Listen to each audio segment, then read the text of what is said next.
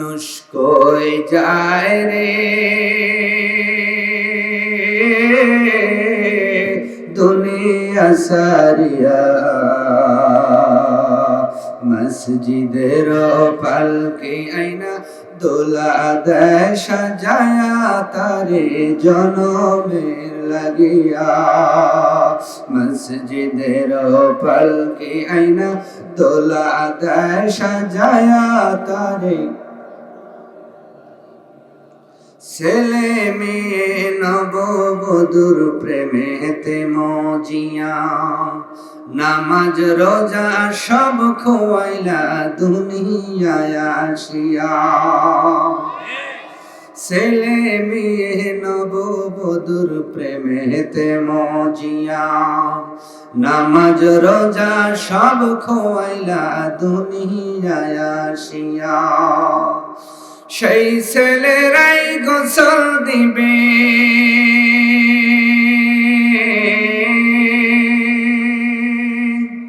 সেই ছেলেরাই গোসল দিবে মশারি টানায়া।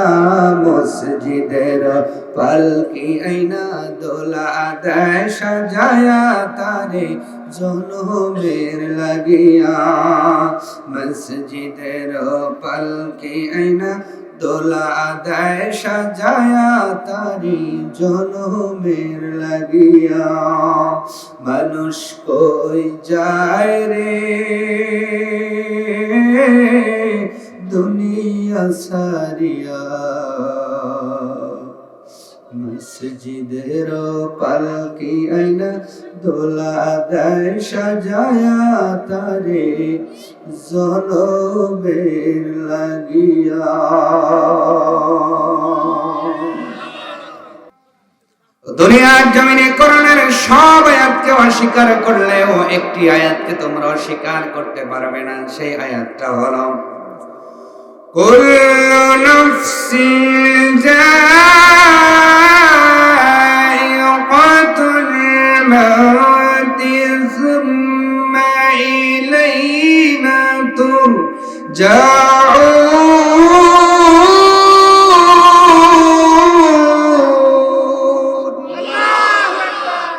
রব্বুল আলামিন বলছেন একটি আয়াতকে তোমরা অস্বীকার করতে পারবে না, সেই আয়াতটি হলো কুল্লু নাফসিন যায়িকাতুল মাউত।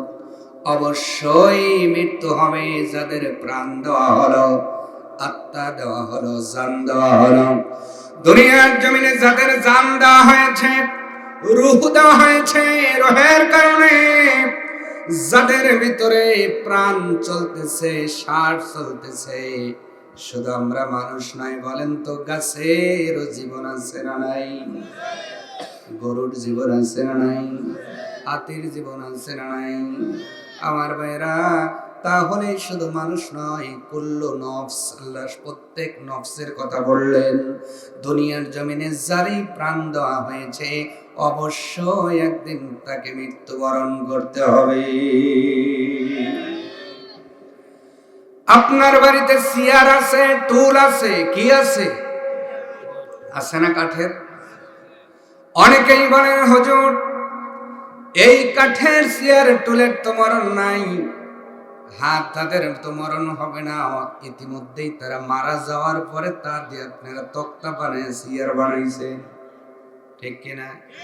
এই টুল বানানোর আগে, চেয়ার বানানোর আগে কাঠগুলো একটা গাছের মধ্যে ছিল কি ছিল না? তখন তার প্রাণ ছিল কি ছিল না? কিন্তু যখন আমি গাছটা বিক্রি করে দিলাম, কাটার লোক এসে যখন কেটে ফেলে রাখলো, প্রাণ আছে না গেছে? হ্যাঁ, এরপরে বলেন তো তাহলে গাছও মারা যায়, ধান গাছ জন্মায়, মারা যায় কি যায় না? এই যে আপনার সরিষা, এটা একদিন রোপণ করলেন, ধীরে ধীরে বড় হলো, আবার একদিন টেনে টেনে তুলবো, ঠিক কিনা? তাহলে সরিষাও মারা যায়, সরিষার গাছটাও, ধানের গাছটাও, এক কথায় নফস যারা আছে একদিন মৃত্যুকে বরণ করে নিতেই। কোন দিন মারা যাবেন, কিভাবে মারা যাবেন, কখন মারা যাব, এইটা দুনিয়ার কেউ জানে না, আওয়াজ তুলে বলতে হবে জানে একজন, তিনি কে? রব্বুল আলামিন জানেন।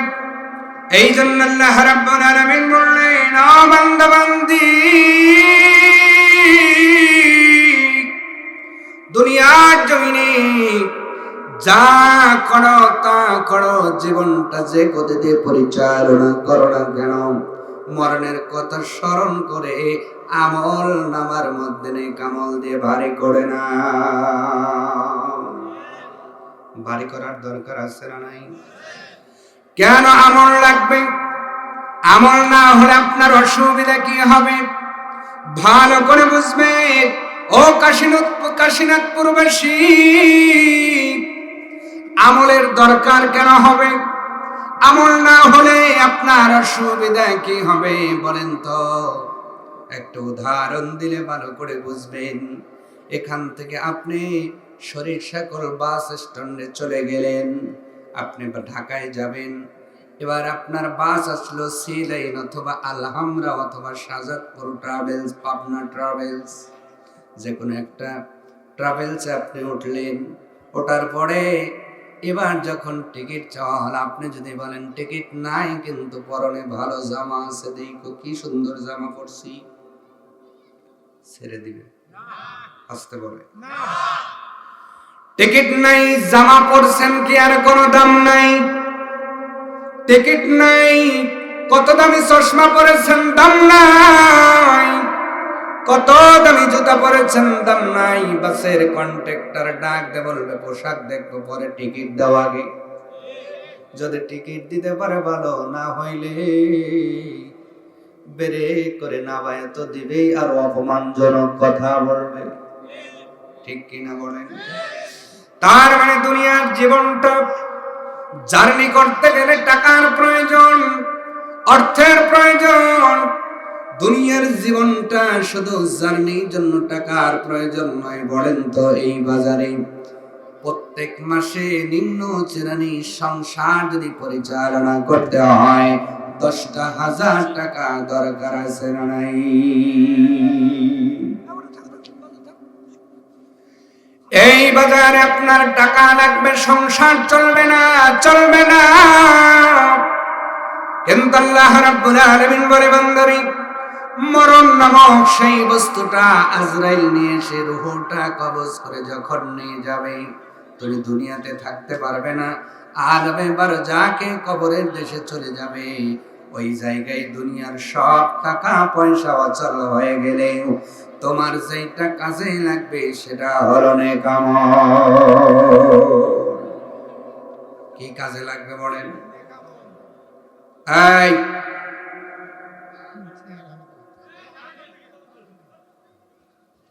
বসলে বসো, আর কথা বললে দূরে গিয়ে, ঠিক কিনা?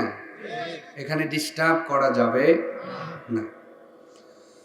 আমার ভাইয়েরা, বলতেছিলাম তাহলে আপনার আমল লাগবে। এই জন্য দুনিয়ার অর্থ যতক্ষণ আপনি বেঁচে আছেন ততক্ষণ বড় প্রয়োজন, কিন্তু আমি আপনি যখন কবরে চলে যাব, এই অর্থের কোনো ভ্যালু থাকবে না, দাম থাকবে না। কবরের মধ্যে যেইটা কাজে লাগবে সেইটার নাম হলো নেক আমল। এই জন্য মানুষ যেটা গোছায় ওইটা সাথে যায় না, যেটা জন্ম দেয় সেটাও সাথে যায় না। জন্ম দেয় সন্তান, সন্তানগুলো মানুষদের সাথে যাবে না। ইনকাম করি টাকা পয়সা, সোনা দানা, ইট কিনে কিনে বিল্ডিং করে, এই বিল্ডিং জমি জমা অর্থ করেও সাথে যাবে না। কিন্তু আমি আপনি মসজিদে গিয়ে যে আমলটা করেছি, জালসায় গিয়ে যে আমলটা করেছি, দান করে যে আমলটা করেছি, কবরের মধ্যে এই আমলটাই আমাদের সাথে যাবে। এই জন্যই আমলটা সংগ্রহ করা খুবই দরকার, ঠিক কিনা বলুন? আমলটা গোছানো খুবই প্রয়োজন। এবার আমল গোছাবেন কেমনে? সুদ খাইলে আমল গোছানো যায়? হ্যাঁ, কথা কয়, সুদ খাইলে আমল হয় না? সুদ খাওয়ার লোক কাশীনাথপুরে নাই, আপনারা সব বালা। ঘুষ খাইলে আমল গোছানো যায়, ঘুষ খাবার লোক আছে না নাই? বেপরদায় থাকলে আমল গোছানো যায়, বেপরদা নারী কাশীনাথ পরে আছে না নাই? আইল ঠেললে আমল নামার মধ্যে সব গোছানো যায়। আল ঠেলার লোক বন গ্রামে আছে না নাই? বেড়াডাঙ্গায় আছে না নাই? শরীফপুরে আছে না নাই? মশিপুরে আছে না নাই? বিয়াঙ্গারও আছে না নাই? সিথুলাতে আছে না নাই? পৃথিবীর মানুষ ভালো করে বোঝো, খাদ্যে ভেজাল দিলে কি আমলে সওয়াব হয়? খাদ্যে ভেজাল দেওয়ার লোক আছে না নাই? ওজনে কম দিলে কি আপনার আমল নামায় সওয়াব হয়? ওজনে কম দেওয়ার লোক আছে না নাই? মিথ্যা কথা বললে কি আমলে সওয়াব হয়? মিথ্যা কথার লোক আছে না নাই? দুধের মধ্যে পানি দিলে কি সওয়াব হয়? দুধের মধ্যে পানি দেওয়ার লোক আছে না? আরো আস্তে, দুধে পানি দিয়া আসরের পরে দুধ জমা দিয়ে তারপরে মাগরিব পইরা বড় একটা মোনাজাত করে আল্লাহরে কয়, আল্লাহ তুমি জান্নাত বড়টাই দিও। কথা কয় না? যেই হাত দিয়ে দুধের মধ্যে পানি মিশাইল, ওই হাত আল্লাহর দরবারে তোলে, লজ্জা হওয়া দরকার। যেই হাত দিয়া ওজনে কম দিয়েছো, ওই হাতটাই তুমি মালিকের দরবারে উঠাইলা কোন লজ্জায়। যেই হাত দিয়ে আলটা ঠেললা, ওই হাতটাই মালিকের দরবারে উঠাইলা কোন লজ্জায়। যেই হাত দিয়ে তুমি ঘুষ খাইলা, সুদের টাকা গুনলা, ওই হাতটাই মালিকের দরবারে উঠাও কোন লজ্জায়। তার মানে আল্লাহ কোরআনে বলেছেন, জাহারাল ফাসাদু ফিল বাররি ওয়াল বাহরি বিমা কাসাবাত আইদিন নাস। ও পৃথিবীর বান্দা বান্দি, দুনিয়ার জমিনে যত কিছু অন্যায় দেখো, সব কিছু ইনকাম হয়, সব কিছু অর্জিত হয় তোমাদের দুই হাতের কামাইয়ের কারণে। তার মানে দুই হাতের কামাই যদি ভালো হয়, আল্লাহ ভালো দিবেন। দুই হাতের কাজ যদি খারাপ হয়ে যায়, দুনিয়ার জমিনে রব্বুল আলামিন আযাবে গ্রেফতার করবেন। ও কাশীনাথপুরের মুসলমান, তাহলে বলেন তো দুই হাতের কাজটা ভালো করা দরকার আছে না নাই? আর জোরে বলেন আছে না নাই? কত সময় সুযোগ আছে, আল্লাহ সুযোগের কথাটাই আজকের তেলাওয়াত কিন্তু আয়াতের মধ্যে বর্ণনা করলেন। বান্দারে, তুমি যে ভালো কাজ করবা, অন্যায় ছেড়ে দিবা, কিয়ামত পর্যন্ত তোমাকে দুনিয়ায় সুযোগ দেওয়া হয় নাই। হয়তো 50 বছর, হয়তো 60 বছর, হয়তো 70 বছর, হয়তো 80 বছর। 80 বছরের উপরে এখন তো বেশিরভাগ মানুষের হায়াত যায় না। ভুল বললাম নাকি? রব্বুল আলামিন বলছেন, বান্দা বান্দি শোনো, তুমি যে বলো ভালো করা লাগবে, তাহলে কতটুকু সময় আছে তোমার কাছে? ভালো করে বোঝো। শুধু জবান দিয়ে বললাম ভালো কাজ করা লাগবে, কিন্তু আমি না করে করে সময়টা অলস টাইমের মধ্যে কাটায় দিলাম। তাহলে সময় কতটুকু আছে? ততটুকু সময়, যত সময় পর্যন্ত তোমার রূহটা কবজ করার জন্য আজরাইল না আসবে। আজরাইল আসার পরে মানুষের রূহ যখন আপনার তারাকি নামক স্থানের মধ্যে চলে আসবে, মুফাসসিরে কিরামগণ বলেন, ওই সময় মানুষের তওবা রব্বুল আলামিনের কাছে কবুল হয় না। অথচ আমরা উল্টা নিয়ম করি, সারা জীবন গুনাহ করে, সুদ খায়, ঘুষ খায়, আর যখন মৃত্যু জাকান্দানি শুরু হয় তখন হুজুর ডাক দে, হুজুর ডাক দে, তওবা করা। আল্লাহর কোরআন বলছে, তারাকি নামক স্থানে রূহ আসলে আর তওবা কবুলের কোনো চান্স নাই। আর আমরা সারা জীবন গুনাহ করে তওবা করি, তখন উল্টায় যখন কুফরি আসে তখন কথা কয় না। তার মানে আপনার কাছে আজরাইল আসার আগ পর্যন্ত সুযোগ আছে। মহিলারাও ভালো করে শুনবেন। মহিলারা, জীবন অন্যায় কম করলেন না। স্বামী বলে ডাইনে যাই তো ভাই, এমন স্ত্রী আছে না নাই?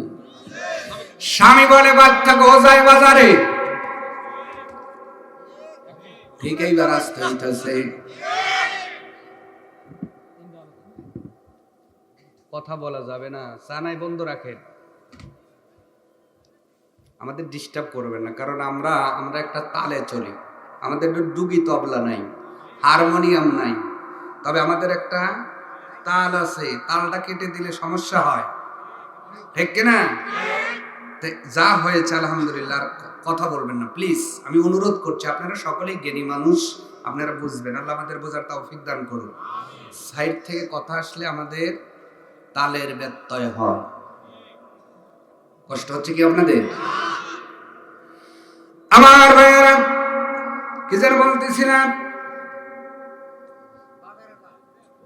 হ্যাঁ, এই যে চাচি আছে তো, হ্যাঁ, এই জন্য মনে রাখছি, বাজারে যায়। স্বামী যদি বলে ভাত গরম কেন, বেশি কথা কইলে নেই দেখায়। তরকারিতে নুন কম কেন, নুন কমাইছে তাই কি, 81 নেই 7 লাখ নিয়ে আইছি, ভালো লাগলে খাও, না হইলে বাপের বাড়ি। কারণ ভালো করে জানে বিয়ার সময় 7 লাখ নিছে, আর আপনার কাবিল নামার মধ্যে 20 লাখ লেখা আছে।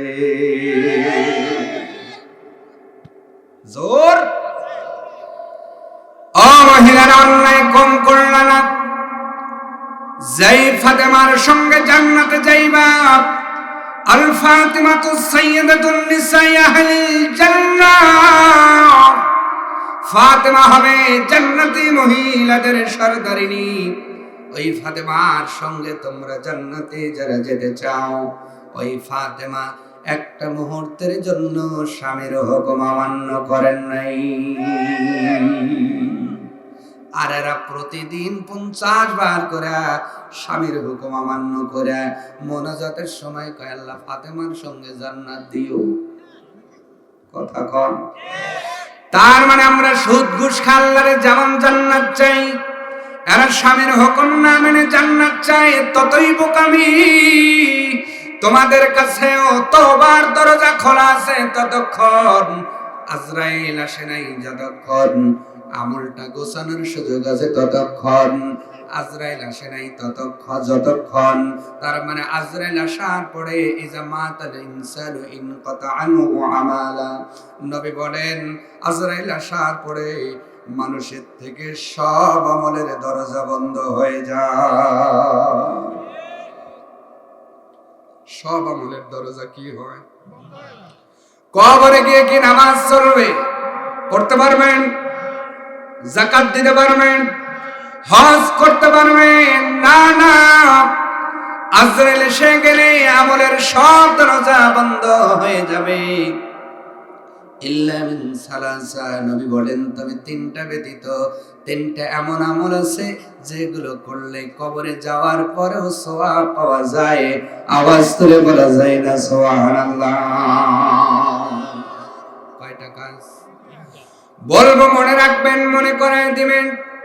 তার মানে আমরা যে অন্যায় করলাম, অপরাধ করলাম, গুনাহ করলাম, আজকেও সকাল থেকে এখানে আসার আগ পর্যন্ত আমি আপনি যদি হিসাব করি, গুনাহ তো কম করলাম না। বলেন তো, এই গুনাহ থেকে ফিরে এসে আল্লাহর দ্বীনের পথে, কোরআনের পথে, হেদায়েতের পথে চলার দরকার আছে না নাই? সময় কতক্ষণ আল্লাহ রাব্বুল আলামিন কিরায়াতকৃত আয়াতের মধ্যে সেই সময়টাই বললেন, হাত্তা ইযা জাআ আহাদাহুমুল মাউত,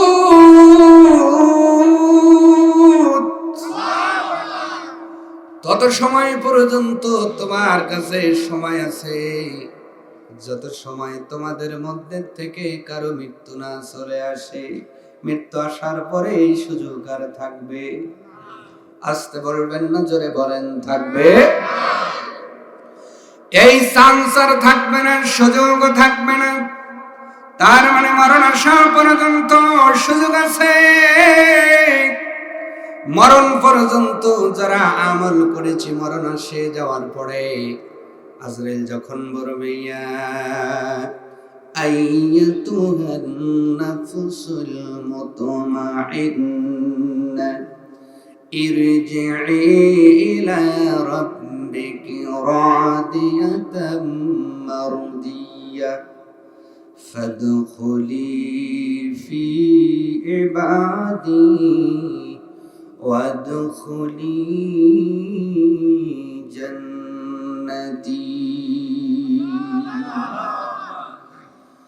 মরণ এসে যাওয়ার পরে আজরাইল আসার পর আজরাইল আমিন বলবে, ও পবিত্র রূহ, ইরজি ইলা রাব্বিকি রাদিয়াতাম মারদিয়া, তুমি বের হয়ে আসো তোমার রবের সন্তুষ্টির দিকে।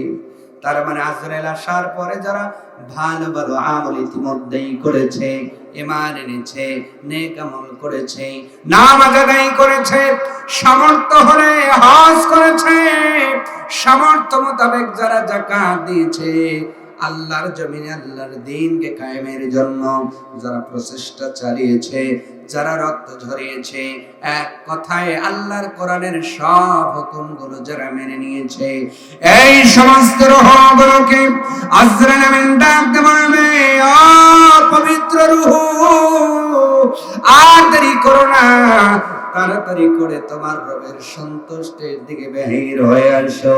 তুমি ইবাদতে ঢোকার কারণে আল্লাহ তোমাকে জান্নাতে প্রবেশ করায় দিয়েছে। এই রকম রূহ আমরা তৈয়ার করতে চাই কি চাই না?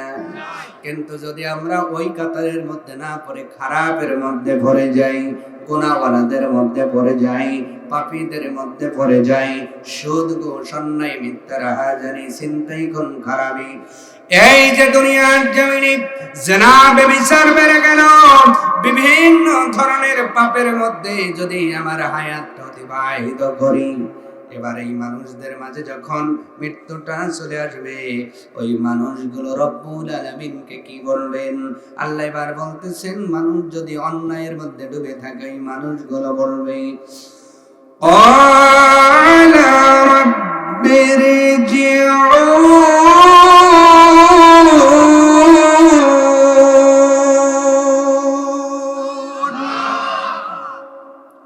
ওই মানুষগুলো বলবে, হে আমাদের রব, ইরজিউন, আমাদের ফেরত দেন, আমাদের আবার ব্যাগে পাঠান, আমাদের পুনরায় সুযোগ দিয়ে দেন। বলেন তো ভাইরা, একবার মৃত্যু চলে আসলে আর কোন সুযোগ থাকবে নাকি?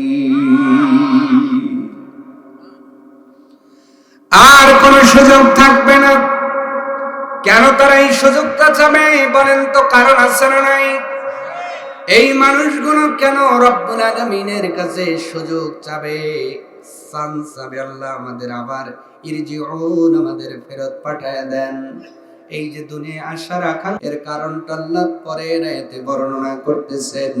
ওই দিকে একটু পরে ঢুকি, মরণটা নিয়ে একটু বুঝাই। বলেন তো, মরণ আসার পরে ফিরে আসার আর কোন সুযোগ আছে নাকি? আপনার দাদা, বড় বাবা, দাদার বাবা, তার বাবা যে গেছে, আপনার আমার সে কি শক্তি দর কম ছিল? আসতে বলে কত বেশি ছিল। আমি এই যে এখন উধুনিয়া জামে মসজিদে, আপনার ঐতিহ্যবাহী উধুনিয়া বাইতুল আমান জামে মসজিদে খতিবের দায়িত্ব নেওয়ার আগে যেই গ্রামে দায়িত্বরত ছিলাম, নাদা কেন্দ্রীয় শাহী জামে মসজিদে নামাজ পড়ানো সময় গল্প শুনেছি। ওই গ্রামে একজন লোক ছিল, একাই 80টা রুটি খাইছে। কয়টা? 80টা। কয়টা? 80টা। নির্ভরযোগ্য সূত্রে জানা, আমাকে ডেকে বলল, হুজুর আপনি তো খেতেই পারেন না, হুজুর হয়েছে। আমি বলেছিলাম আমি আর বেশি খেতে পারি না। তাই আমার গ্রামে একজন আসলে এইভাবে কথার সূত্রপাত। উনি বলতেছেন উনি 80টা রুটি খেতেন। কয়টা? তাহলে যেই মানুষ অক্তে 80টা রুটি খায়, ওর শক্তি কি আপনার সে কম ছিল? ওই মানুষটাও চলে গিয়েছে, আর কবর বেদ করে আর আসতে পারছে নাকি? আপনার কাছে কি মনে হয় মাটি দিবে, ঠেলা দিয়ে উঠে চলে আসবেন না? এটা মনে হয়? আমি বললাম কেমন করে উনি রুটি খাইতেন? হুজুর তাহলে গল্পটা শোনেন। বলবো কি একটু বোঝানোর জন্য উদাহরণ দিচ্ছি, বুঝতে সুবিধা হবে। বলবো, এখানে 10টা রুটি খাওয়ার ফেলে আর কে আছে? আপনি পারেন? জুয়ানের মধ্যে কারা আছেন? জুয়ানের মধ্যে এ তো বৃদ্ধ হয়ে গেছে, কয় আমি 10-12টা পারি। জুয়ানের মধ্যে কারা 10টা রুটি খায়? এগুলোর আর বেডারি নেই। এখানে রক্ত একটু গরম, তাই রাগ হয় চরম। ওই চাচার বয়সে গেলে তোমারে খুঁজেই পাওয়া যাবে না, ঠিক কিনা? আমার বলা হলো হুজুর, ওই লোকটা মানুষের বাড়িতে কাজ করে দিত খাওয়ার বিনিময়ে। কেমন? একজন বলছে ভাই গম কেটে দিবেন, কয় হ্যাঁ গম কেটে দেবো, একক তো খাওয়ার লাগবে। কয় আচ্ছা তুই কেটে দি। একদিন বড় গম কেটে দিছে, কয় ভাই তাহলে খাওয়াবেন কবে? তো বাড়িওয়ালা চিন্তা করছে ওরে তো যেমন তেমন রুটি দিলে হইব না। একদিন পিঠে কইটা দাওয়াত দিছে, আর বউরে কইছে এই স্ত্রী শোনো। কি কয়? ও তো খাওয়া শুরু করলে থামবে না, অতএব রুটি বানাইবে আর একটু মানে ওই সরাইয়া রাখবে, একসাথে রাখো না। ধানের রুটির একটা ইয়া আছে দেখবেন, না একটু সময় দিলে আপনার ওই ঠান্ডা হলেই কিন্তু শক্ত হয়। কি হয়? আর ওই শক্ত রুটি বেশি খাওয়া যায়। বাড়িওয়ালা কায়দা করে স্ত্রীর বলছে রুটি বানাইবে আর একটু আলাদা আলাদা রাখবে, 2-1 ঘন্টা গেলে শক্ত হয়ে যাইবে, ও বেশি খাইতে পারবো না। তো বেচারা এসে দেখে রুটি ঠিকই বানাইছে কিন্তু শক্ত। কি হ্যালো ভাই, রুটির সাথে আছে কি? কয় ডাল। কয় ডালটা আনেন আর বালতি আনেন, পানি আনেন।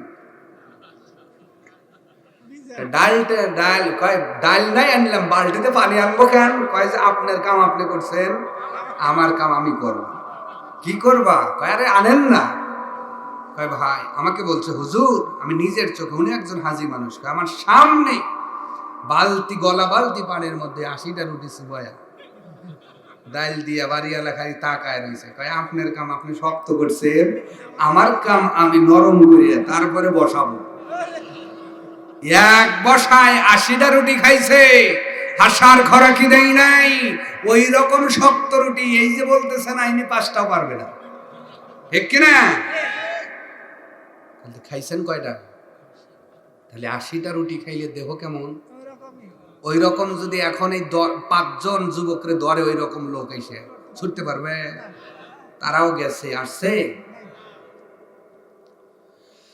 তারাও ফিরে আসতে পারেন নাই। উদাহরণ দেওয়ার অর্থ হলো কত শক্তিশালী মানুষগুলো কোথায় হারিয়ে গেল, কোন জায়গায় কবর দিয়েছি, অনেকে এটাও ভুলে গিয়েছি। কবর আর চিহ্নিত করা যায় না।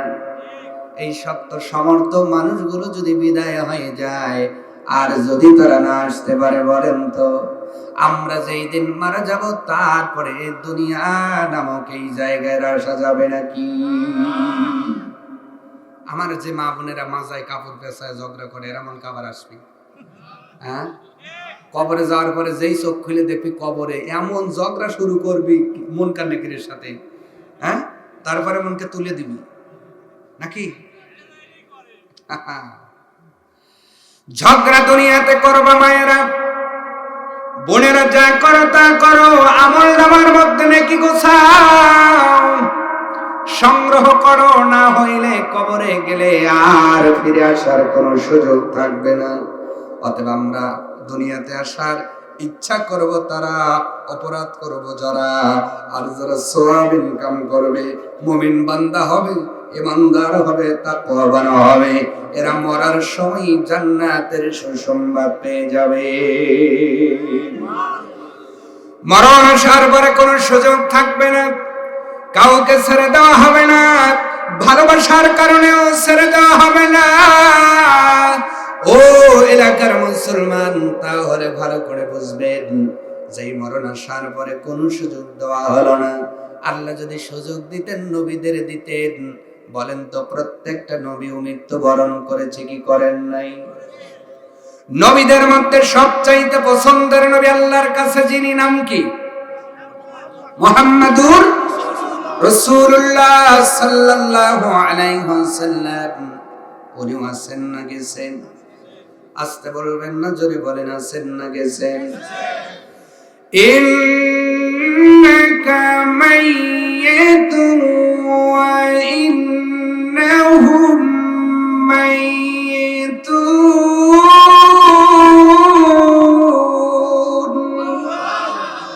রব্বুল আলামিন বলেন, ও নবী,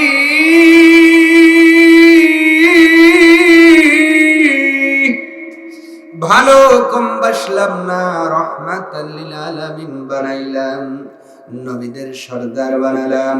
তবে একটা ক্ষেত্রে সবাই সমান, আপনাকেও মরতে হবে, বাদ বাকি সবাই মারা যাবে। নবীজির শুধু মারা যান নাই, নবীর জন্মের পূর্বে তার বাবাও চলে গিয়েছেন। আমরা বাবা মারা যাওয়ার পরে কান্দি, মা মারা যাওয়ার পরে কান্দি। কাশীনাথপুরের ভাইয়েরা, মায়েরা, বোনেরা, একটু জবান দিয়ে বলবেন, সমর্থন দিয়ে বলবেন, উত্তর দিয়ে বলবেন তো, যদি কান্নার কারণে রব্বুল আলামিন মরণকে বন্ধ করে দিতেন, এই মরণকে স্টপ করে দিতেন, নবীর কান্নায় হয়তো মা আমিনার মরণটা বন্ধ করে দিতেন। কথা বলে না? দুনিয়াতে নবীর চাইতে ভালো করে কান্না করার মানুষ আছে নাকি? আল্লাহর নবীর কান্না আল্লাহ পাক যেমন করে আল্লাহ রাব্বুল আলামিন পছন্দ করেছেন, পৃথিবীর কোন মানুষের কান্না তেমন করে পছন্দ করেন নাকি? যদি সন্তানের কান্নার কারণে মায়ের মৃত্যুকে স্টপ করে দেওয়া হতো, তাহলে একজন মানুষ হতো, তার নাম হতো আমিনা। ঠিক কিনা বলেন? ওই আমিনা আছে না গেছে? আসতে বলবেন না, জোরে বলেন, আছে না গেছে? নবীজি মায়ের গর্ভে, একটু খবরটা দিয়ে যাচ্ছি, ভালো করে বুঝবেন। নবীজি মায়ের গর্ভে বাবা চলে গেলেন। নবীজি জীবনে কোনোদিন বাবা ডাকতে পারলেন না, বাবার চেহারাও দেখলেন না।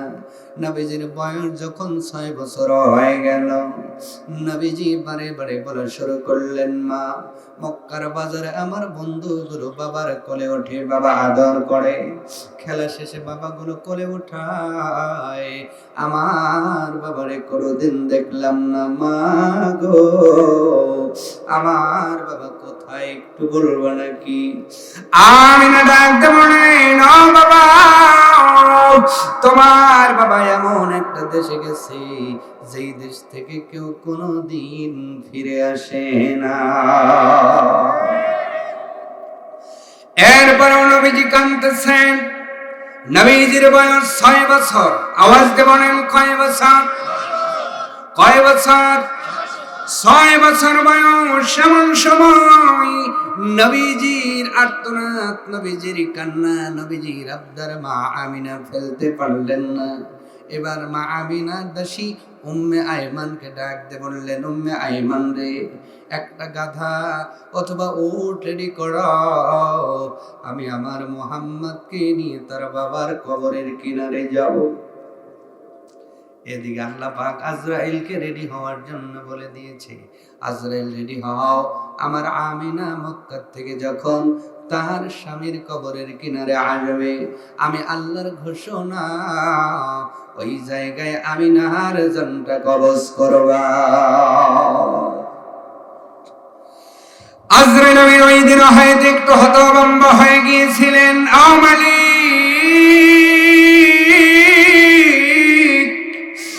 যেই মানুষটার রহমাতাল লিল আলামিন বানাইবা, মায়ের গর্ভে থাকার কালে তার বাবারেও নিয়ে আসলা, মায়ের কোলে খেলে খেলে বাবার কষ্টটা তোমার বন্ধ হয়ে যায়, কেমন করে তুমি আমিনারে আনার কথা বলো? আমার আল্লাহ ডাকতে বলে, বিইজনিল্লাহ কিতাবাম মুআজ্জালা। আজরাইল ফাইনাল ইজ ফাইনাল, ফাইনাল হয়ে গেছে। আমিনার মরণের টাইম চলে আসছে, এর উপরে আর করম ধরার কোনো উপায় নাই। আজরাইল চলে যাও, রেডি হয়ে যাও। নবীজির কান্নার কথা ধীরে ধীরে বলতেছি, দিলটা নরম করে দিবেন কাশীনাথপুরের ভাইয়েরা। সন্তানের কান্নার কারণে যদি মায়ের মৃত্যু বন্ধ হইতো, যদি স্টপ হইতো, যদি রুখসুত পাইতো, আমার নবীর কান্নার কারণে তার মা আমিনার মৃত্যুটা হয়তো বাতিল করা হতো। কিন্তু আমিনাও বাঁচতে পারলেন না। কেমন করে মরণটা হলো? উম্মে আইমানকে ডাক দিলেন, আমিনার জন্য উট রেডি করা হলো। উটের মধ্যে 3 জন মানুষ সওয়ার হয়ে গেলেন, মা আমিনা এবং তার দাসী উম্মে আইমান এবং ছোট্ট বালক মুহাম্মদুর রাসূলুল্লাহ, যিনি আগামীতে আল্লাহ পাকের মনোনীত রাসূল হবেন। যেমন রাসূল যিনি হবেন সকল ইমাম, সকল নবীদের ইমাম, লিডার, নেতা। আওয়াজ তুলে বলা যাবে না সুবহানাল্লাহ। এই বালকটারে কোলে নিয়ে উঠে সওয়ারি করে রওনা করেছেন। আমিনা ধীরে ধীরে অগ্রসর হয়, মরণটাও নিকটে আসে। ও কাশীনাথপুরের মানুষ, এই জন্য মরণের খবর দুনিয়ায় কেউ জানে না, একজন জানে। আওয়াজ তুলে বলবেন তিনি কে?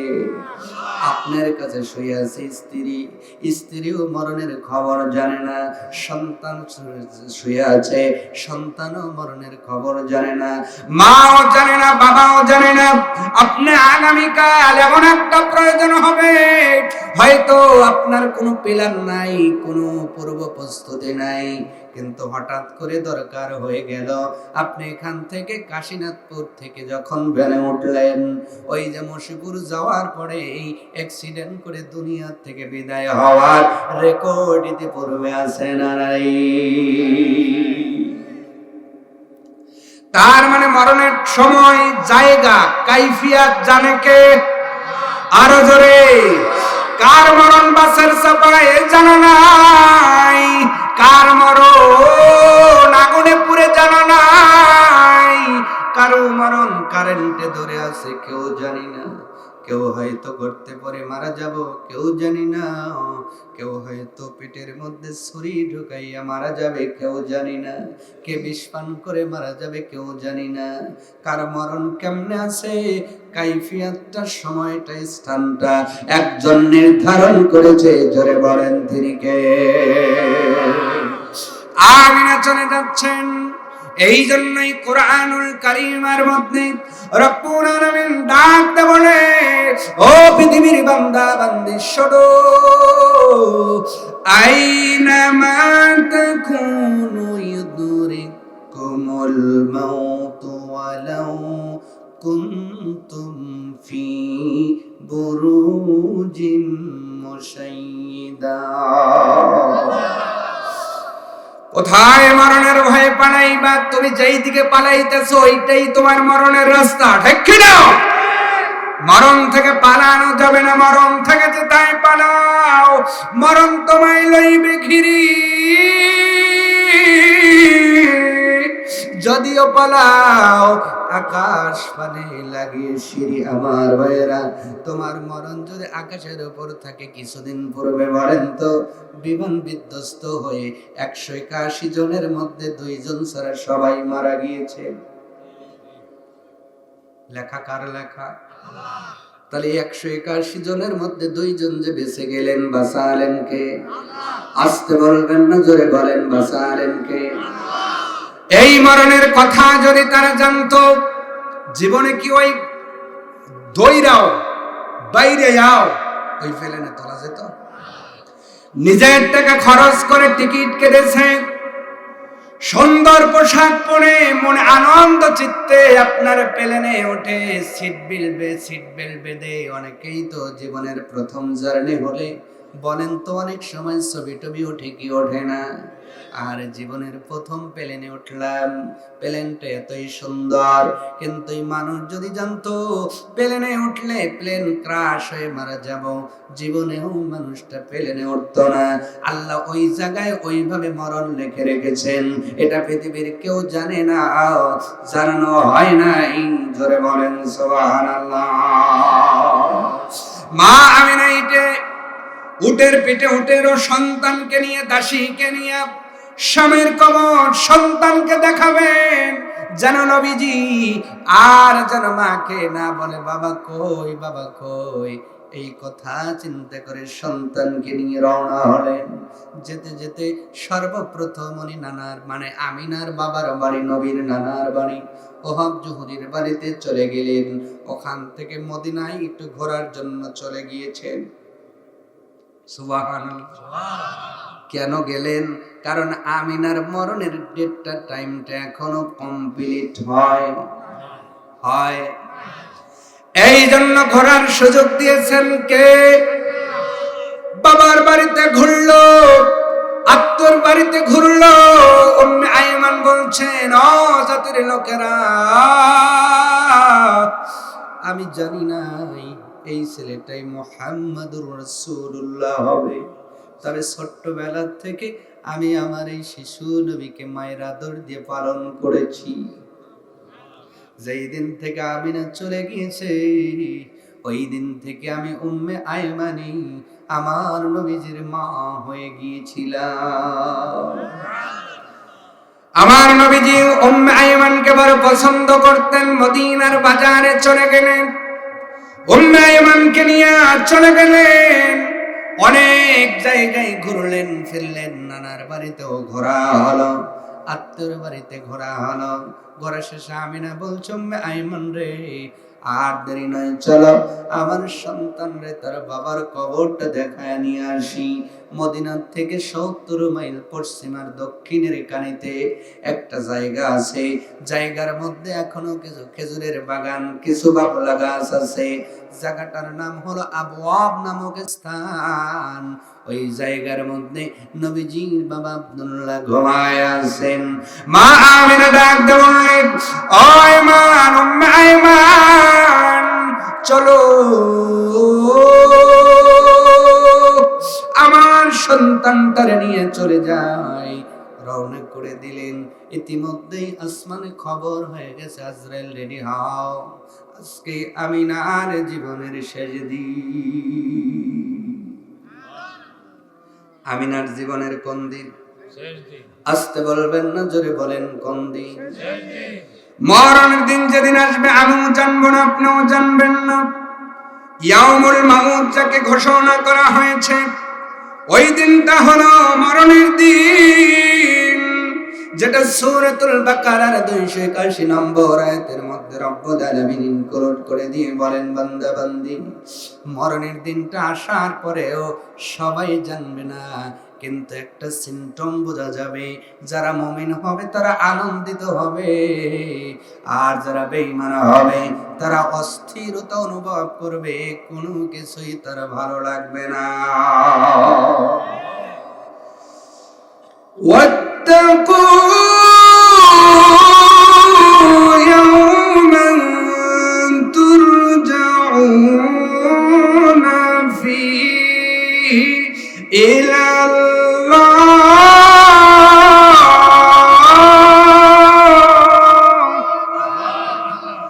রব্বুল আলামিন বলছেন, ওয়াত্তাকু ইয়াওমান, ওই দিনকে ভয় করো যেই দিন তুরজাউনা ফিহি ইলাল্লাহ, যেই দিন তোমাকে আল্লাহর দিকে ফিরে আসতে হবে।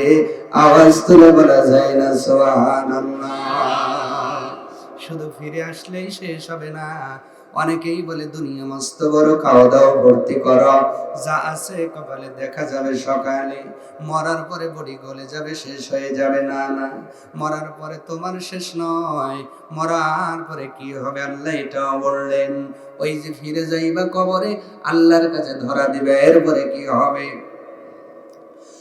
সুম্মা তুওয়াফা কুল্লু নাফসিন মা কাসাবাত ওয়া হুম লা ইউযলামুন।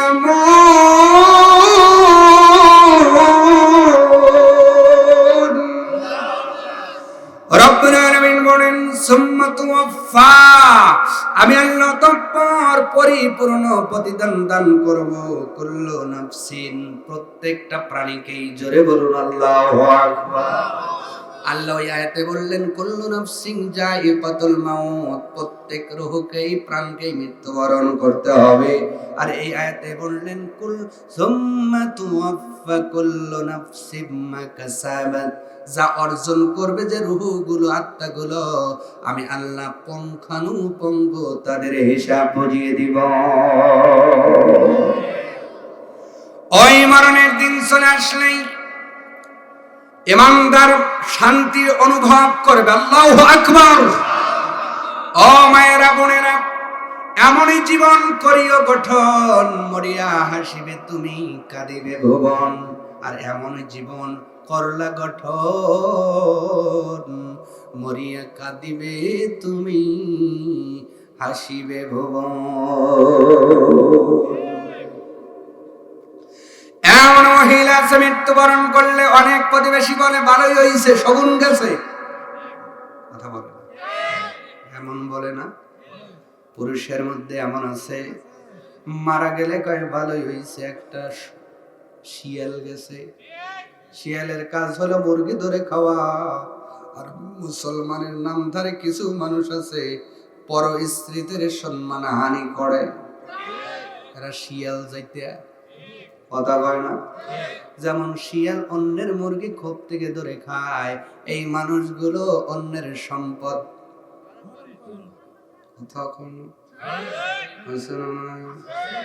ভারী সম্পদ ফাঁকি দেয় আছে না নাই? বোনের সম্পদ ফাঁকি দেয় আছে না নাই? এই যে ফাঁকিবাজ, এরা হলো শিয়াল মার্কা। এই মানুষগুলো মারা গেলে অনেক প্রতিবেশী আরো আনন্দিত হয়ে বলে ভালোই হয়েছে, মারা গেছে সমাজের একটা শিয়াল কমে গেল। ও পৃথিবীর মানুষ, কি জীবন তুমি গড়লা। তুমি মারা যাওয়ার পরে মানুষ কান্না করার কথা ছিল, কিন্তু এমন জীবন গঠন করলাম যেই জীবনের কারণে মারা যাওয়ার পরে মানুষ আমার অতিষ্ঠ থেকে বাঁচার কারণে আলহামদুলিল্লাহ পড়ে। এক কেনা বলো আমার ভাইয়েরা, সেই দিন আসার পরে ইমানদারেরা শান্তি অনুভব করবে, আর বেঈমানগুলো কষ্ট অনুভব করবে, কিছুই ভালো লাগবে না, উদাসীন মনে হয়ে যাবে। এইটা হলো ইয়াউমুল মাউত, মরণের দিন। এই মরণদিন আসার পরে হযরতে আপনার মা আমিনা নবীজিকে নিয়ে আপনার মদিনা থেকে যখন আবওয়া নামক স্থানের দিকে রওনা করেছেন, চলে যায়, কিন্তু আজরাইল রেডি। আজরাইল কি রেডি? কোথায় রেডি? আবওয়া নামক স্থানে দাঁড়ায় আছে, রেডি হয়ে আছে। বলেন তো আজরাইল শুধু আমিনার জন্যই রেডি হয়েছে, না আমাদের জন্য রেডি হবে? আমার ভাইয়েরা খুব ভালো করে বুঝবেন, আমিন এক পর্যায়ে যাইতে ওই স্থানের মধ্যে চলে গিয়েছেন। উট থেকে নামলেন, নবীজিকেও নামানো হলো। উম্মে আইমানও নেমে পড়লেন। নবীজি ছোট মানুষ ডাকতে বললেন, ও মা, বাবারে দেখতে চাই, আর তুমি কি নির্জন জায়গায় নিয়ে আসলা? কোথাও কোনো বাড়ি নাই, শুধু যেন গাছ গাছরা দেখা যায়। আমিনা ডাকতে বললেন, ও বাবা, তোমার বাবারে দেখানোর জন্য আসি নাই, তবে যেই জায়গায় তোমার বাবা ঘুমায় আছে ওই জায়গাটা দেখানোর জন্য এসেছি। এই কথা বলে আমিনা একটা জায়গার দিকে ইশারা দিয়ে নবীজিকে ডাকতে বলছেন, ছোট্ট মানুষ, বাবা মুহাম্মদ তাকে দেখো, এই পাথরগুলোর নিচেই তোমার আব্বা চিরনিদ্রায় ঘুমায় আছে। মরণ কেমন জিনিস, ফাইনাল ইজ ফাইনাল।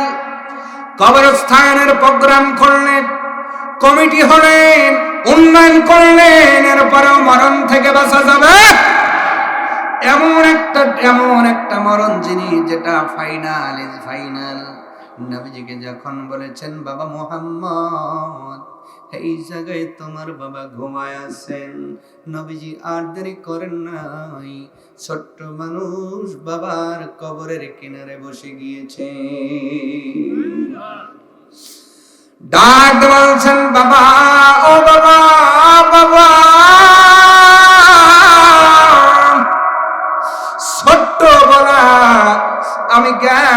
পর থেকে দেখেছি আমার বন্ধুদের বাবাগুলো এসে কোলের মধ্যে উঠায় নেয়, গালে চুমা দেয়। ও বাবা, মদিনার মক্কার কত মানুষগুলো আমারে কোলে উঠাইলো, আমার চেহারা নাকি ভালো, দেখতে নাকি সুন্দর, এই জন্য কত মানুষ কোলের মধ্যে উঠায় নিল। ও বাবা, তোমার কি একবারও মনে চায় না তোমার মুহাম্মদকে কোলে উঠাবার জন্য? বলেন তো দেখি, কারো হাজারির কারণে যদি বাবার ফেরত দেওয়া হতো, আল্লাহ পাক জানেন কিনা যে নবী নবী হবেন? হ্যাঁ, কথা বলেন না কেন? আল্লাহ জানেন না যে তাকে নবুয়ত দিবেন? আল্লাহর নবী তো সেই সময় নবী যেই সময় আদম মাটি আর পানির মধ্যে হাবুডুবু খাইতেছিলেন, ওই সময়তেও তো আল্লাহ পাক নির্ধারণ করে রেখেছিলেন এই মানুষটাকে শেষ জামানায় শেষ আকর্ষণ মুহাম্মাদুর রাসূলুল্লাহ রাহমাতুল লিল আলামিন বানানো হবে। এই মানুষটার আহাজারি শুইনাও বাবারে ফেরত দেওয়া হয় নাই। মনে রেখে দিও জাতির লোকেরা, একবার কবরে ঢুকলে আর ফিরে আসার কোনো সুযোগ থাকবে না। ঠিক কেন বলেন?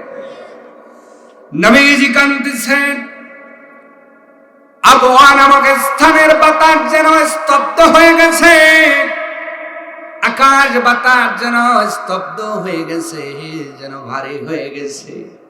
নবীজির হাজিরি শুনে বাতাসও যেন বলতেছে, আহারে, যেই নবীটা রাহমাতাল লিল আলামিন, ওই নবী দুনিয়ায় আসার পূর্বেই বাবা চলে গিয়েছে। নবীজি কাঁদতেছেন। উম্মে আইমান বারে বারে নবীজিকে ধরেন, নবী শোনেন না। কবরের উপর হাত দিয়ে দিয়ে বলতেছেন, আব্বা গো, আমি তোমার কাছে খাবার তো চাবো না, খাজা চাইবো না, খেলনা চাইবো না গো আব্বা।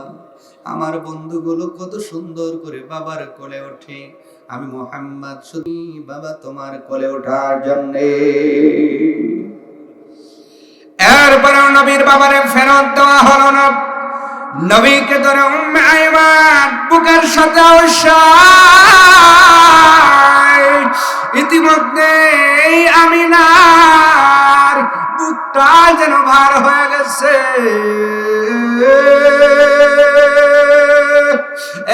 কাশীনাথপুরের মানুষ, আজরাইল কাজটা শুরু করে দিয়েছেন।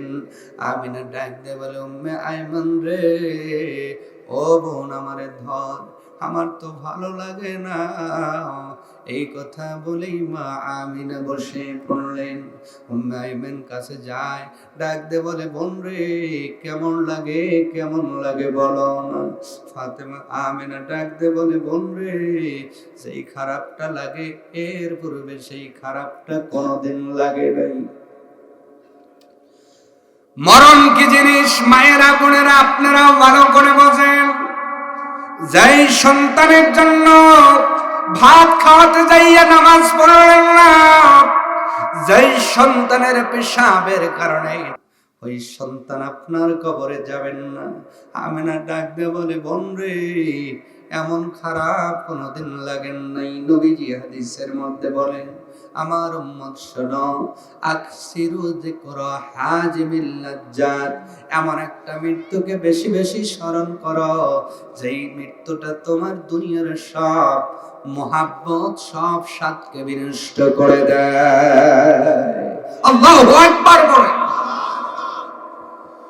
সব স্বাদ বিনষ্টকারী মরণকে বেশি বেশি স্মরণ করো বলেছেন নবী মুহাম্মদুর রাসূলুল্লাহ সাল্লাল্লাহু আলাইহি ওয়াসাল্লাম। আমিনা বলছেন, আমার ভালো লাগে না। হাতটা বাড়ায় দিয়েছেন উম্মে আইমান, হাতের মধ্যে মাথাটা দিয়ে শরীর যেন উলাইয়া যাইতেছে।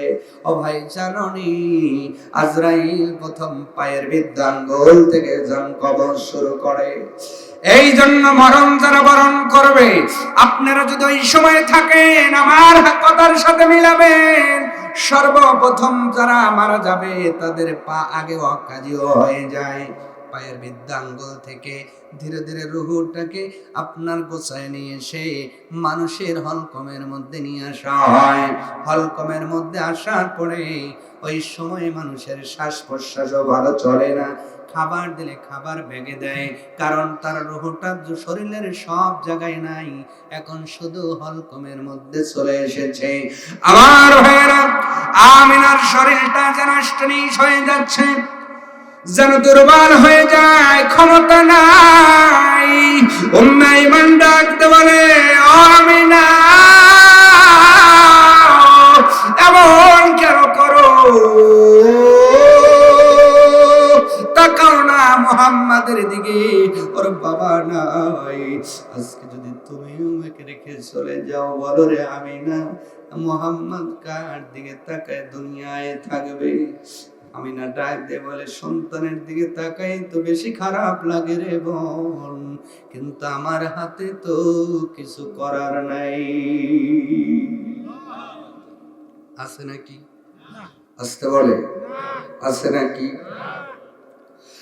আমিনার হাতে কিছু করার নাই।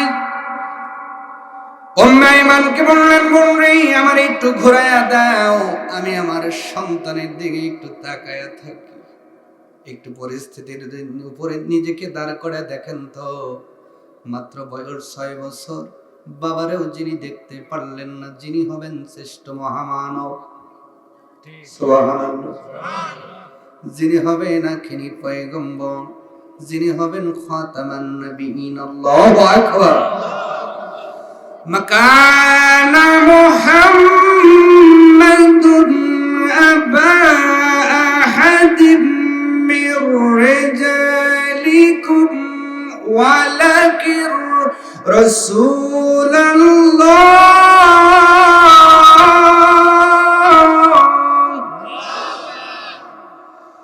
ওয়ালাকিন রাসূলুল্লাহি ওয়া খাতামান নাবিয়্যিন,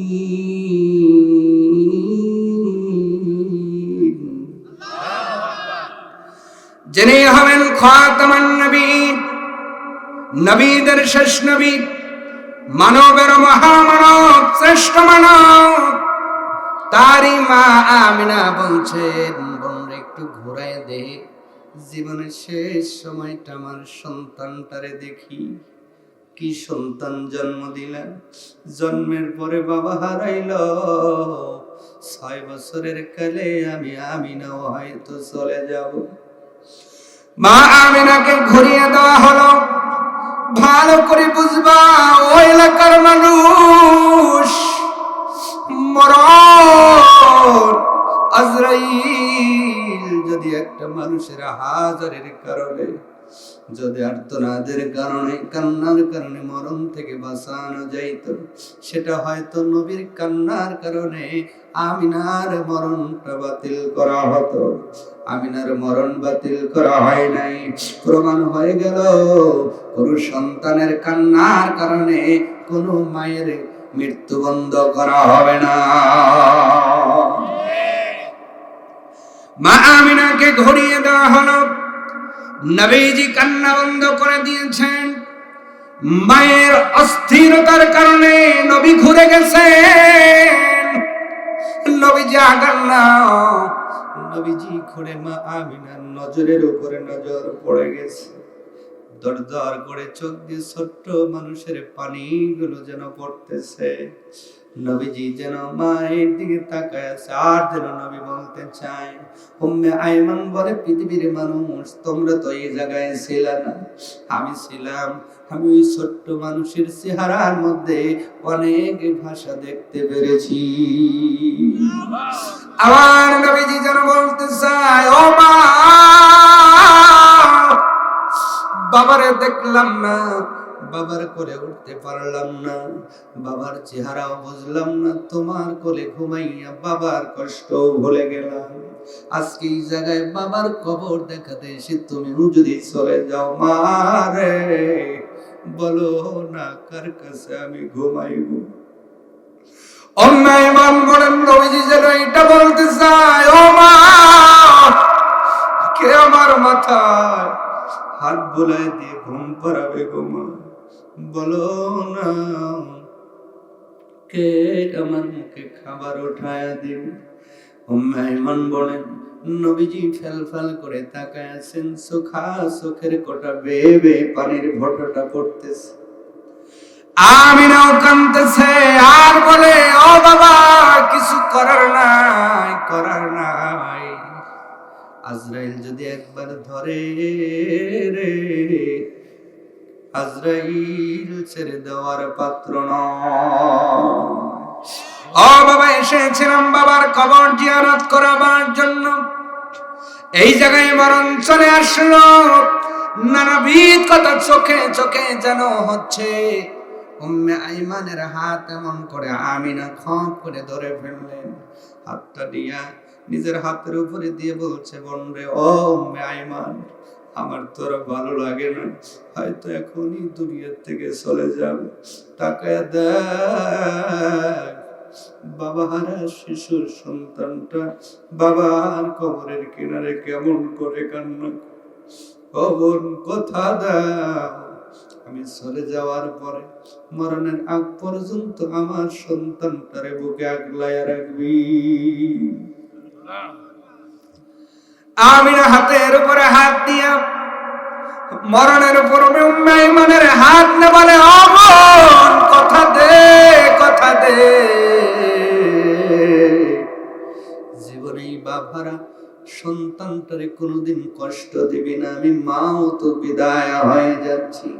উম্মে আইমান বলে আমিনা রে কথা দিলাম তোমার এই সন্তানটারে সাধ্য মতো বুকে আগলায় রাখবো। কথা বলতে বলতে আমিনার কথা বলে না, ভালো করে বুঝবা ও মহিলারা, নবীর যে শ্রেষ্ঠ সন্তান তুমি জন্ম দিতে পারো নাই, ঠিক কিনা বলে? ওই সন্তান কান্না করে তোমার মরণ বন্ধ করতে পারবেন না। আমিনার কথা বলেন না। উম্মে আইমান হাত উঠান আবার হাত পড়ে যায়, হাতটা উঠান আবার পড়ে যায়, চোখের দিকে তাকায় আছে, চোখটাও যেন স্থির হয়ে গেছে। সঙ্গে সঙ্গে চোখ দুইটা বন্ধ করে দিয়া উম্মে আইমান আমিনাকে বুকের সঙ্গে আওড়ায় নিয়েছেন। নবীজির এত সময় দাঁড়িয়েছিলেন শিশু নবী মুহাম্মদুর রাসূলুল্লাহ সাল্লাল্লাহু আলাইহি ওয়াসাল্লাম। আর দেরি করেন নাই, এক দৌড়ে নবীজি মায়ের কাছে এসে ডাক দিচ্ছেন মা মা মা, কিন্তু মায়ের কোনো জবাব নাই। বলতো কাশীনাথপুরের মানুষ, মা আমিনা যেই জগতে চলে গিয়েছেন ওই জগৎ থেকে সন্তানের ডাকের আওয়াজ প্রতি উত্তর কি আর করা যাবে নাকি? না না, প্রতি উত্তর করা যাবে না। আমিনার কথা বলেন না। উম্মে আইমানকে নবীজি ডাকতে বলেন ও উম্মে আইমান, আমার মার কথা বলে না কেন? উম্মে আইমান নবীজিকে বাম হাত দিয়ে কাছে টেনে ডাক দিয়ে বলছে মুহাম্মদ রে, তোমার আব্বা গেল যেই জগতে তোমার মাও গেল সেই জগতে। বলো তো দেখি মুসলমান, ওই জগৎটা আমাদের জন্য রেডি আছে না নাই? যেই জগতের জলসা আপনারা আজকে করতেছেন কবরস্থান, নাম কি? আসতে বলে এই জগতের মধ্যে কত হাজার হাজার মানুষ চলে গিয়েছে, ফিরে আসতে পারেন নাই। অল্প একটি এরিয়া, এই এরিয়ার মধ্যে কত লক্ষ লক্ষ মানুষ চলে যাবে, কেউ কোনোদিন সীমানা নিয়ে বাড়াবাড়ি করে না, কথা বলেন। আজকে তোমার বাড়ির আঙ্গিনা 10 শতক, এরপরেও তোমার ছোট হয়। আর দেখো কি সুশৃঙ্খল ভাবে 3.5 হাত লম্বা, 1.5 হাত আপনার ওসার, 2 হাত 1.5 হাত গর্ত, এই যে জায়গার মধ্যে হাজার হাজার মানুষ শুয়ে আছে, বলেন তো কোন মানুষ কি সীমানা নিয়ে গোতাগুতি করে নাকি? ওই জায়গায় আর সমস্যা নাই।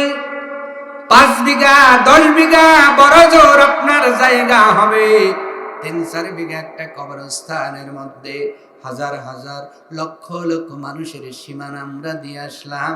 কোন মানুষ সীমানা নিয়ে গোতাগতি করে না, অথচ এই মানুষগুলোই বেঁচে থাকতে 1 বিঘা জায়গা বাড়ি হলেও হয় না। ঠিক কিনা বলে?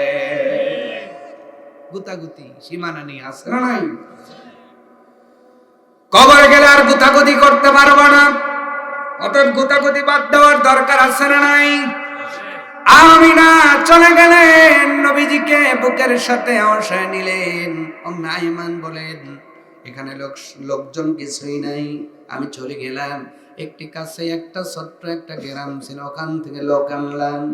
মহিলাদের ডেকে আমিনাকে সে জনমের মতো গোসল দেওয়াইলাম। গোসল দেওয়াইয়া আব্দুল্লাহর কাছে আমিনারে শোয়াইয়া দিলাম। নবীজি গেলেন মাকে নিয়ে, আসতেছেন উম্মে আইমানের সাথে। উম্মে আইমান মাটি দেওয়ার পরে নবীজিকে যখন হাতটা ধরে নিয়ে আসবেন, উঠে উঠবেন, নবী আর নড়েন না। উম্মে আইমান বলেন, এই ছোট্ট মানুষ কোনোদিন আমার জীবনে আমার কথার অবাধ্য হয় নাই। আমি মুরব্বী, কিন্তু ওই দিন হাত ধরার পরে নবী নড়েন না, মুহাম্মদ নড়েন না, নবীজি যেন দাঁড়িয়ে থাকেন। নবীজি বারে বারে আমিনার সেই কবরের দিকে নজর করে আছেন। নবীজি যেন বলতে চায়, মা গো, এখনো যাই নাই, সময় আছে, যদি আসো, যেমন একসাথে এসেছিলাম আবার একসাথে মক্কায় যাইতাম।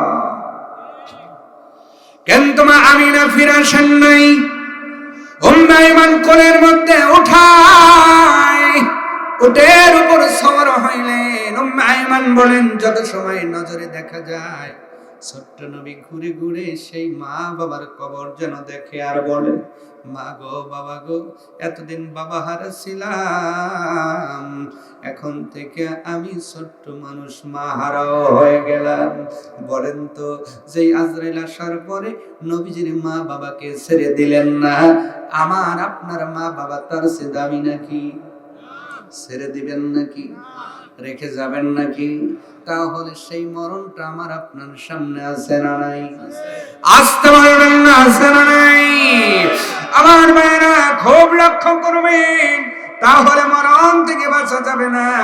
যারা পবিত্র রূহ তারা কিন্তু আনন্দিত হবে, আর যারা অন্যায় করবে তারা বলবে, ক্বালা রাব্বিরজিউন, ওগো রব, আমাদেরকে আবার ফেরত দিয়ে দেন, আমরা কবরে যাইতে চাই না। কেন তোরা এটা বলবে? রব্বুল আলামিন পরের আয়াতের মধ্যে সেটা সুন্দর করে জানালেন, লাআল্লি আ'মালু সালিহান ফিহা তারাকতু কাল্লা। তারা এই জন্য সুযোগ চাবে, লাআল্লি, এই জন্য তারা সুযোগ চাবে, আমালু সালিহা, যেন আমরা নেক আমল করতে পারি। আল্লাহ তাআলাকে এই খারাপ রূহগুলো বলবে, এই মানুষগুলো বলবে, আ রব ইরজিউন, আমাদের আবার দুনিয়ায় ফেরত দিয়ে দেন, লাআল্লি আমালু সালিহা, যেন আমরা নেক আমল করতে পারি। এতদিন তো করি নাই, বুঝেছিলাম আরো 2-4 বছর বাঁচবো, বুঝেছিলাম দাড়ি পাকবে, তারপরে আজরাইল আসবে, আমার ধারণা ছিল দাঁত পড়বে, এরপরে আজরাইল আসবে। আল্লাহর আগেই তো আজরাইল চলে আসলো, একটু সুযোগ দেন যেন নেক আমল করতে পারি। ওই দিন আজরাইল বলবে, টাইম নাই, কি নাই,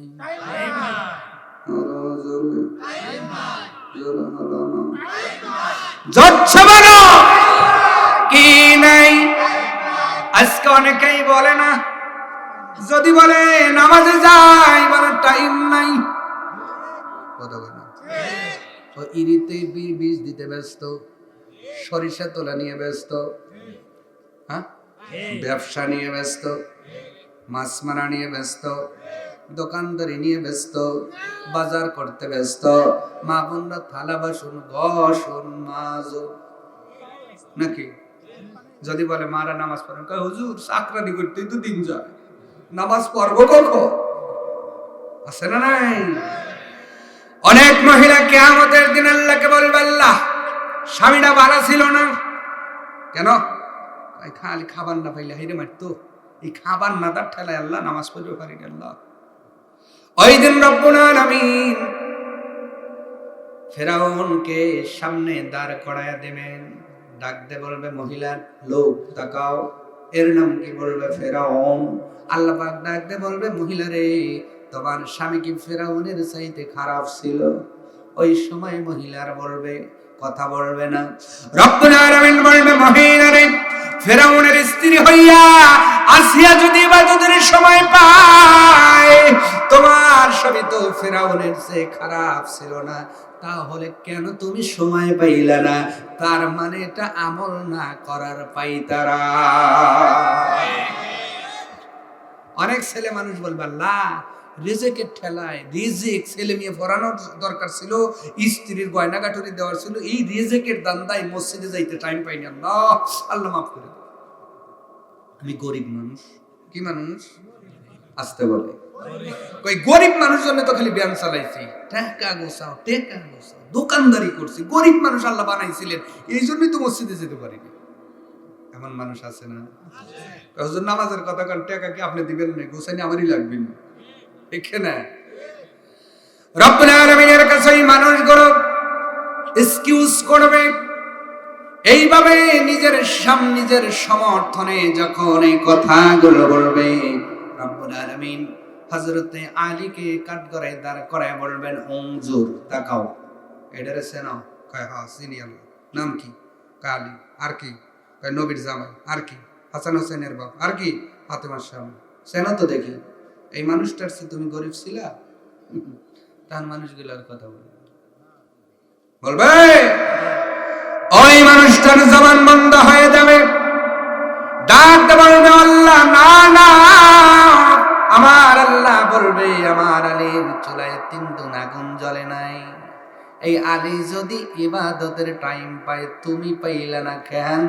তার মানে সব হলো ইবাদত না করার পাইতারা। কোন এক্সকিউজ দিয়ে আল্লাহর কাছে ধরা থেকে মাপ পাওয়া যাবে? ওই মানুষগুলো বলবে আমাদেরকে ফেরত দিয়ে দেন, যেন আমরা আমলে সলে করতে পারি। তারা তো কাল্লা, যা আমরা করতে পারি নাই ইতিপূর্বে এখন করব। কার কাছে বলবে? আল্লাহ এখন ফেরত দেন, এর আগে যাটা করি নাই যেগুলো এখন গেলে সেইগুলো খালি করব। কিন্তু আর কি সুযোগ আছে? ইন্নাহা কালিমাতুন ওয়া কাইলুহা, এটা শুধু কথা মাত্র, যা তারা বলবে, এছাড়া আর কোনো ফায়দা হবে? বলেছেন কে? ওই কথা বলা মাত্রই, আর এই কথা কোনো কবুল হবে?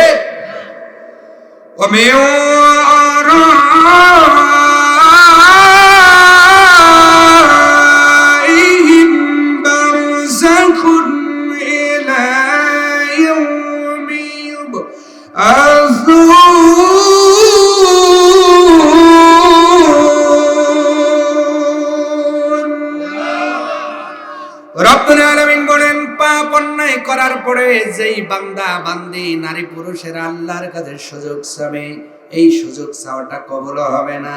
ইন্নাহা কালিমাতুন হুয়া কাইলুহা, এটা তাদের কথা নাম মাত্র, এটা তাদের পক্ষ থেকে কবুল করা হবে না। ওয়া মিন ওয়ারাইহিম বারযাক, তারা সেই বারযাক দিন ইলা ইয়াউমি ইউবআসুন, তাদের মরণের পরে তাদের কোনো কথাই মানা হবে না। তারা সেই কবর বারযাকে থাকবে ইলা ইয়াউমি ইউবআসুন, সেই উঠে মানে পুনরায় আল্লাহ জীবিত করবেন, এই দিন পর্যন্ত তারা বারযাকে থাকবে। কার কথা? কার কথা? তার মানে কিয়ামত পর্যন্ত আপনাকে বারযাকে থাকতে হবে। আর নবী একটি হাদিসের মধ্যে বলেন প্রত্যেকটা মানুষ কবরের ঘানি কম আপনার একদম 40,000 বছর পর্যন্ত থাকতে হবে। কয় বছর? এইবার আপনারা মনে করবেন যে কিয়ামতের দিন মারা যাবে সে মন খায় কম খাটবে না, এই জন্য অনেকেই ভাবি আল্লাহ এখন যদি কিয়ামত হইতো না। আল্লাহ এখানে বলছেন, অনেক আয়াতে বলছেন অহম লা ইউজলামুন, আল্লাহ কারোর প্রতি জুলুম করবেন না।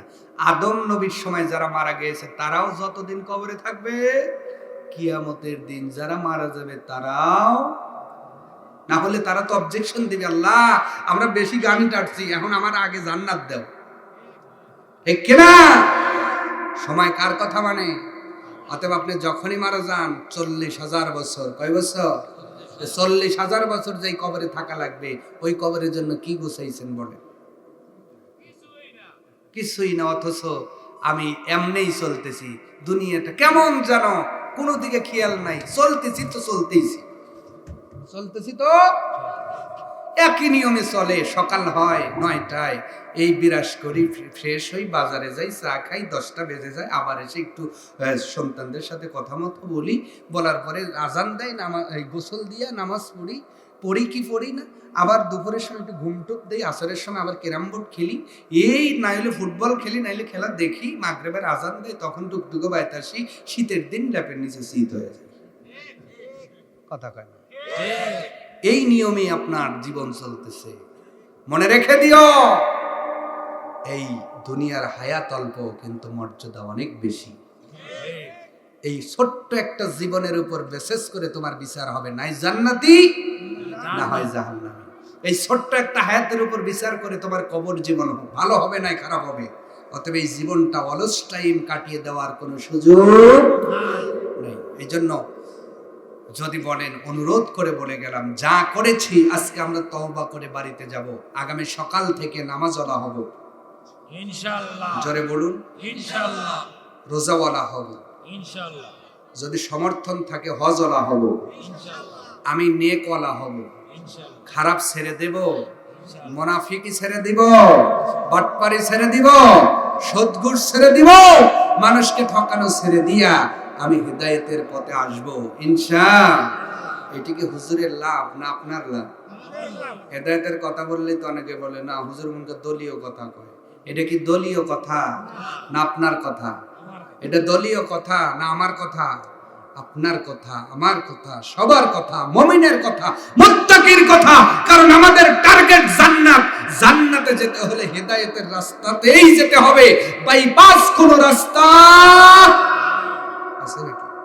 আমার উল্লাপাড়ায় আছে। আরে উল্লাপাড়ায় ওই যে বলতেছি যে রাস্তা বাইপাস আছে না, আগে ছিল ওই যে আমাদের আকবর আলী কলেজের হন্দে রাস্তা, এখন বাইপাস করে দিছে। আপনার যদি বেশি তাড়া থাকে ভিতর দিয়ে যাওয়া দরকার নাই, যানজট লাগবে, টাইম কম, আপনি বাইপাস দিয়ে যাচ্ছেন, ঠিক না? শ্যামলীপাড়া দিয়ে একটা রাস্তা হাইওয়ে হয়েছে না, এটা কি রাস্তা? আসতে বলে সাজাদপুরে আছে নাই, বাইপাস নাই। আপনি বাইপাস পাবেন পাবনাতে গিয়ে, গাছপাড়ায়, ওখানে আবার বাইপাস আছে। তো বাইপাস মানে হলো যদি এই রাস্তায় না হয় এই রাস্তায় যান, অপশন আছে। কিন্তু বলেন তো জান্নাতে যেতে গেলে হেদায়েতের রাস্তা ছাড়া আর কোন বাইপাস রাস্তা আছে কি? আছে কি? তাহলে রাস্তা যেহেতু একটা, ওই কথা আমার বাপের বিরুদ্ধে গেলেও শোনা লাগবে, জোরে মার বিরুদ্ধে গেলেও শোনা লাগবে, নেতার বিরুদ্ধে গেলেও শোনা লাগবে, যদি ওই মানুষটা আল্লাহর জান্নাতে যেতে চায়, ঠিক কিনা বলুন? আর আজকে কোরআনের কথা বললে অনেকেই বলে দলীয় কথা বলি, ঠিক কিনা? ডক্টর মিজানুর রহমান আজহারি একটা কথা বলেছে, নিয়ে তো তোলফার। উনি না কাউর নাম মেনশন করছেন কি? করেন নাই। উনি খারাপকে খারাপ, ভালোকে ভালো বলেছেন।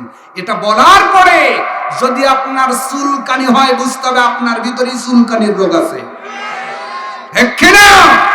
কারণ বাগুনের তরকারি সবাই না বলে না, যে না বলে ওর চুলকানি আছে, ঠিক কিনা? কারণ কিছু কিছু তরকারি দেখে মুসল্লি ধরা যায় যে কার চুলকানি আছে, আর মিষ্টি দিলে বোঝা যায় ডায়াবেটিস কার। কথা কন না কা? উনি কারণ নাম মেনশন করেন নাই। টান দিয়ে আপনার কাঁধে কথাগুলো নিতে যায়েন না। তাহলে জাতি বুঝে ফেলবে আপনি ডায়াবেটিক্স আর চুলকানির রোগী। ঠিক না? অন্যায় সেটা অন্যায়, ন্যায় সেটা ন্যায়। কোরআন যেটা ন্যায় বলে পৃথিবীর কেউ অন্যায় সাব্যস্ত করতে পারবে না।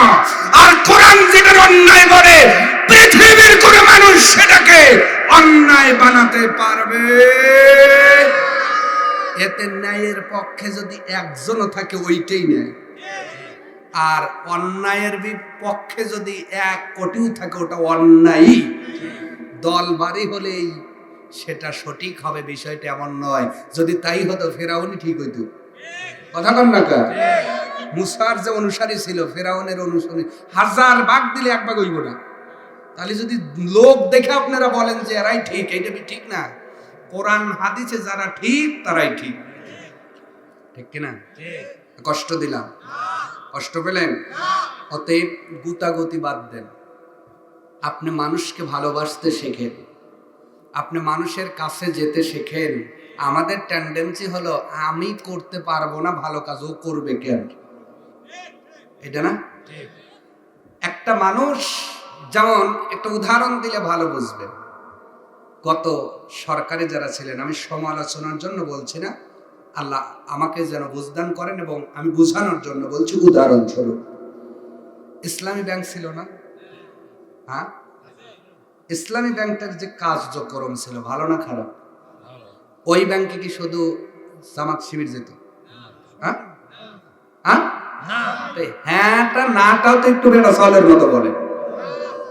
শুধু কি জামাত শিবিরের ভাইয়েরা ওই ইসলামী ব্যাংকে যাইত না সবাই? কেন যাইত?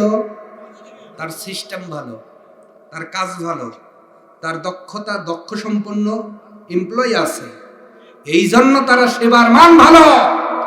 কিন্তু সেই গত সরকার করলেন কি, নিজে ওই রকম ব্যাংক বানাতে পারলেন না। তারা বানালো কেন? ছিনতাই করো। কি করলো?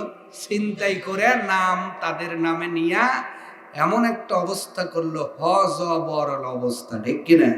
আমার কথা হলো, আমি সকলকেই বলছি, আজকে যারা মিজানুর রহমান আজহারীকে নিয়ে সমালোচনা করছেন, ওনার ডাকেই মানুষ আসে কেন, ওনার গুণ কি কি, এইটা বের করে আপনি সেই গুণে গুণান্বিত হন, জাতি আপনার ডাকেও সাড়া দিবে।